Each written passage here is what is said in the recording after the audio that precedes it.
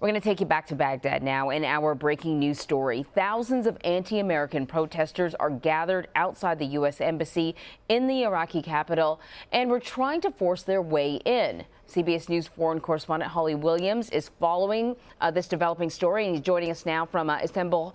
So, Holly, what do we know so far? What is going on? Well, thousands of protesters moved through the supposedly high-security green zone in Baghdad this morning, an area guarded by Iraqi security forces, and right up to the perimeter of the U.S. Embassy compound. We've seen images that show them setting fire to the fence, pulling down embassy signs, and smashing the glass of a security box that they also set on fire. There are reports of tear gas canisters being fired and security cameras being dismantled. Videos show the protesters chanting, "God is great, America is the greatest devil," and "down with the USA." This violent demonstration is a reaction to American airstrikes on Sunday targeting a militia group in Iraq that is backed by Iran. Those US strikes killed at least 25 militia fighters. The American strikes were in turn an act of retaliation for the killing of a US citizen last week, an American contractor working on an Iraqi military base who died in a rocket attack. There are currently around 5,000 US troops in Iraq. And here is the bigger picture. The US and Iran are vying for influence in Iraq, a country that is fractured and inured to bloodshed nearly 17 years after the US invasion.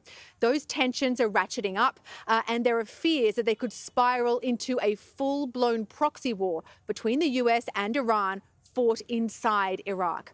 Anne-Marie? So are we hearing from the U.S.? How is the U.S. responding?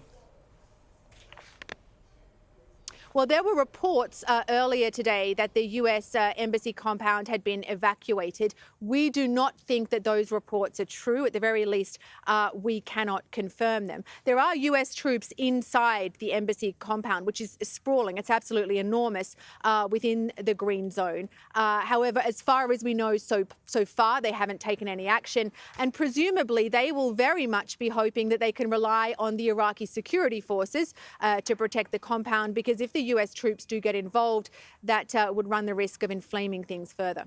So are there any steps then being taken towards some sort of a resolution, or is it just sort of a watch and see how things develop approach?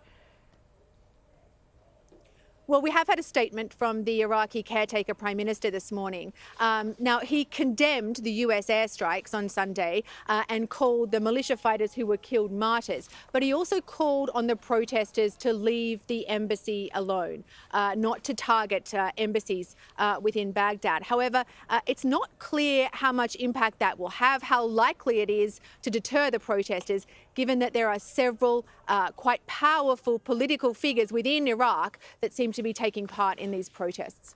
All right, Holly, thank you so much for bringing us up to speed.